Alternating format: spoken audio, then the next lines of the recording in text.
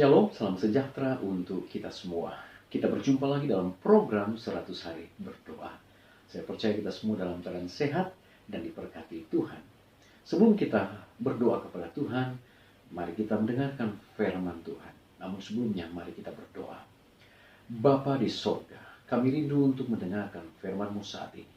Kuasai hati dan pikiran kami dengan Roh Kudus-Mu. Berfirmanlah, kami siap mendengar dalam nama Yesus. Amin. Pembahasan kita pada saat ini berjudul The Greatest Victories atau kemenangan-kemenangan terbesar. Di dalam Alkitab, khususnya 1 Samuel 17 ayat 1 hingga ayatnya yang ke-58. Di sana ada satu kisah kemenangan terbesar yang Tuhan berikan kepada seorang yang bernama Daud saat mana dia mengalahkan raksasa Goliat. Di ayat 1 kita lihat, ketika orang-orang Filistin berada di Soko, kemudian orang-orang Israel berada di lembah terbantin. Kita melihat mereka saling berhadap-hadapan. Di ayat yang keempat, lalu tampillah keluar seorang pendekar dari tentara orang Filistin, namanya Goliat dari Gat. Tingginya 6 hasta sejengkal, atau kurang lebih 3 meter. Kemudian, ketopong tembaga ada di kepalanya. Dan ia memakai baju sirah yang bersisik, yang berat baju sirah ini 5.000 shikal tembaga atau kurang lebih 55 kilogram. Hampir setara dengan 1 karung beras. Dia memakai penutup kaki dari tembaga dan di bahunya ia memanggul lembing tembaga. Gagang tombaknya seperti pesah tukang tenun dan di mata tombaknya itu 600 shikal besi beratnya. Atau kurang lebih 6,5 kilogram berat mata tombak yang dipegang oleh Goliat. Bukan hanya itu, saudara-saudara. Di depannya ada seorang pembawa perisai yang selalu berdiri dimanapun dia berada. Itulah fakta dari Goliat. Secara manusia, tidak ada yang dapat mengalahkan dia. Makanya bangsa Israel, tentara-tentara terpilih Israel, termasuk ketiga kakak dari Daud yang bernama Eliab, Abinadab, dan Syama, mereka takut untuk menghadapi yang namanya Goliat.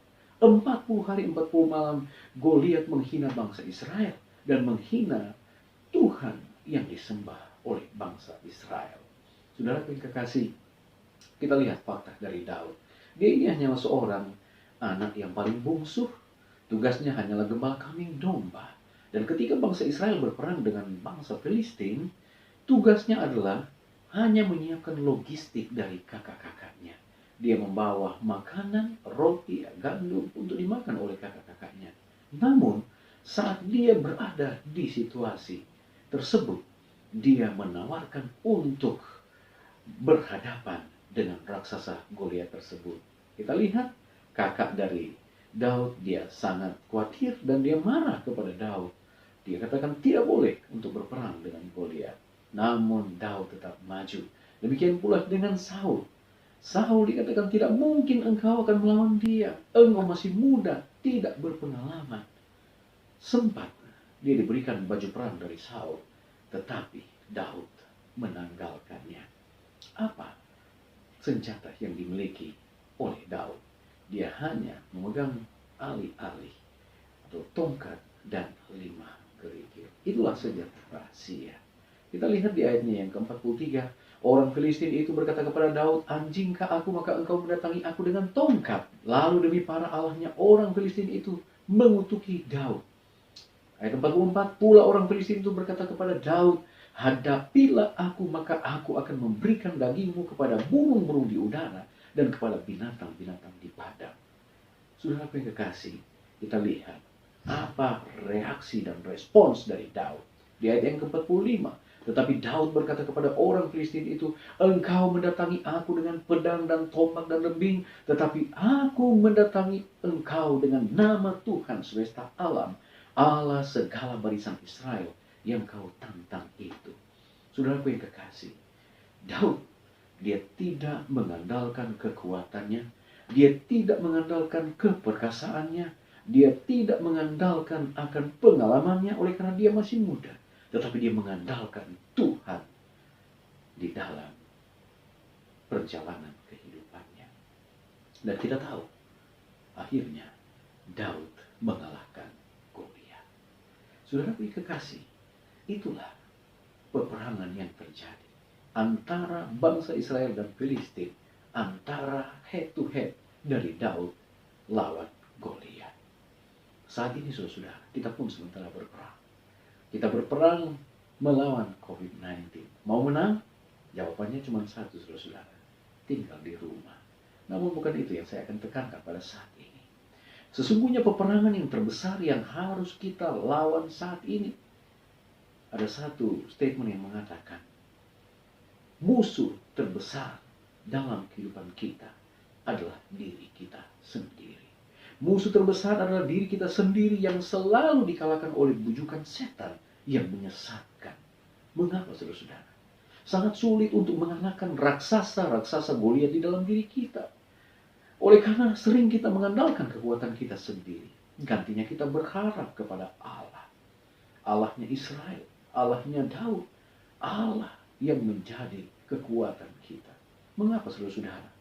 Oleh karena kita masih sering memupuk dalam diri kita, melihat kekurangan-kekurangan orang lain, tanpa melihat kotoran-kotoran yang terus menempel di dalam kehidupan kita. Ada iri hati, ada cemburu, susah lihat orang senang, senang lihat orang susah. Dan ini yang masih terjadi di dalam kehidupan kita. Melihat situasi saat ini saudara, mari kita koreksi diri kita, perbaiki diri kita, perangi diri kita, agar kita boleh mendapatkan kemenangan yang Tuhan siapkan. Mengapa saudara? Kadang-kala kita pun masih memiliki ilah-ilah lain. Apa ilah-ilah lain? Harta, yes. Jabatan, pekerjaan, pendidikan. Oh, saya sudah S3, profesor, dan lain sebagainya. Dan terkadang itu menjadi ilah. Dan ini sangat tidak dikehendaki oleh Tuhan. Saudaraku yang kekasih, tantangan secara pribadi bagi kita. Kalahkan dulu diri kita, keangkuhan kita, kesombongan kita, rasa iri hati kita, negative thinking kita, dan semua yang memisahkan kita dari kasih Allah. Maka jaminan kemenangan yang diberikan Allah kepada Daud, itu pun kita akan alami. Dan itu saya yakin. Saudara yang kekasih, ayat kita pada hari ini dalam Mazmur 50 ayat 15. Berserulah kepadaku pada waktu kesesakan. Aku akan meluputkan engkau, dan engkau akan memuliakan aku. Satu kutipan di dalam Gospel Workers halaman 259. Kemenangan-kemenangan terbesar yang diperoleh karena Allah bukanlah hasil dari penjelasan yang diberikan, fasilitas yang luas, pengaruh luas, atau keuangan yang besar. Kemenangan-kemenangan itu diperoleh di ruang persekutuan dengan Allah. Ketika dengan iman yang sungguh-sungguh dan penyesalan orang-orang yang berpegang pada lenan yang penuh kuasa. Itulah kemenangan yang sejati. The greatest victories akan kita miliki saat kita merendahkan diri, mengandalkan Tuhan di dalam kehidupan kita. Saya berdoa nama Yesus. Amin. Baik saudara, kita berdoa saat ini, dan kembali ada 5 hal yang kita akan doakan. Yang pertama adalah kita berdoa agar pekabaran pengharapan di kota Toowoomba, Queensland, Australia boleh akan berjalan dengan baik. Kemudian kita pun berdoa untuk penginjil literatur di seluruh dunia yang saat ini kesulitan untuk masuk dari rumah ke rumah. Kita berdoa agar Tuhan membuka cara baru di dalam mereka akan membagikan kebenaran lewat buku-buku dan traktat-traktat rohani. Kemudian kita berdoa untuk rumah-rumah sakit di seluruh Amerika Serikat yang mengalami minggu yang paling sulit dalam menghadapi COVID-19. Kita berdoa agar Allah turut campur tangan. Kita juga berdoa untuk para lansia, orang yang lemah, kekebalan tubuh, anggota-anggota jemaat yang berisiko, yang ada di gereja kita, yang ada di sekitar kita. Kita berdoa agar Tuhan melindungi mereka. Dan yang terakhir kita akan berdoa bagi mereka yang telah kehilangan orang yang dicintai oleh karena wabah corona ini, agar mereka memiliki penghiburan dan kekuatan yang berasal daripada Tuhan. Mari kita berdoa. Bapa di sorga, terima kasih Tuhan, Engkau sungguh baik dalam kehidupan kami. Saat mana kami datang membawa doa-doa kami kepada-Mu, Kami bersyukur kami dikuatkan oleh firman Tuhan. Sesungguhnya kekuatan terbesar dalam kehidupan kami yang bersedia untuk memberikan kemenangan-kemenangan terbesar, kemenangan iman bagi kami adalah Allah sendiri. Pengalaman dari Daud saat mana dia mengalahkan raksasa Goliat adalah saat dia mengandalkan Tuhan di dalam kehidupannya. Ajarlah kami Bapa untuk mengandalkan Tuhan dalam kehidupan kami. Saat mana kami berperang melawan diri kami sendiri sebagai musuh terbesar, tolonglah kami Tuhan untuk kami boleh meninggalkan ego kami, meninggalkan akan hal-hal yang tidak berkenan di hadapan Tuhan, iri hati, dengki, cemburu dan lain sebagainya. Biarlah semuanya itu Bapa kami boleh tinggalkan dan kami boleh menang untuk menjadi anak-anak Tuhan yang setia. Kami mau berdoa saat ini Tuhan untuk umat-umat Tuhan yang berada di Australia, khususnya di Queensland yang ada di kota Toowoomba. Tuhan memberkati mereka agar kiranya dengan berkat Tuhan mereka boleh akan terus melanjutkan akan pekabaran lewat media online. Saat mana di situasi ini mereka hanya beribadah di rumah, namun ada respon positif dari masyarakat saat mana mereka boleh mendengar akan pekabaran-pekabaran yang dikumandangkan. Kami juga mau berdoa saat ini Bapak untuk semua rumah sakit yang berada di Amerika Serikat. Minggu-minggu ini adalah minggu yang sulit bagi mereka. Tuhan berkati untuk para dokter, para medis yang bekerja. Tuhan berkati mereka, lindungi mereka, berikan ketabahan, kesabaran agar mereka boleh bekerja dengan baik dalam membantu memberikan perawatan bagi mereka yang telah terinfeksi dengan virus corona. Kami juga berdoa Tuhan untuk penginjil-penginjil literatur di seluruh dunia dalam kesulitan untuk membagikan buku-buku rohani, buku-buku kesehatan, traktat-traktat. Tuhan berkati mereka. Kami berdoa kiranya ada cara khusus dari sorga untuk kiranya dapat mereka ada jalan keluar di dalam membagikan buku-buku rohani ini.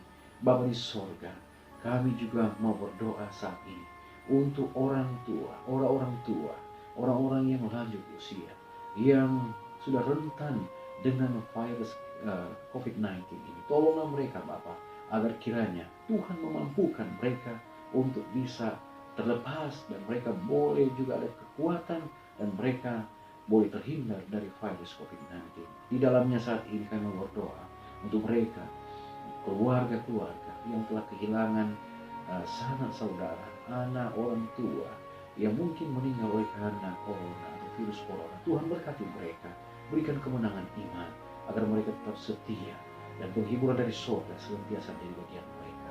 Kami terus berdoa untuk bangsa dan negara kami, mulai dari Bapak Presiden. Tuhan menolong di situasi ini, berikan ketenangan, berikan hikmat, berikan akal budi. Semua yang bekerja di gugus depan untuk memutus mata rantai COVID-19, Tuhan berkati. Selalu lindungi mereka, berikan kepada mereka kesehatan kekuatan. Dan kami percaya saat mana ketika COVID-19 ini boleh berakhir, kami pun boleh kembali bekerja, boleh bersosial, boleh melanjutkan pelayanan, mengumandangkan kabar keselamatan bagi semua orang. Terpujilah Engkau ya Allah, terimalah doa kami, ampuni dosa kami. Dalam nama Yesus kami sudah berdoa. Amin. Baik saudara-saudara, pertemuan kita saat ini telah selesai. Kita akan jumpa lagi pada besok hari. Tuhan memberkati kita semua. Amin.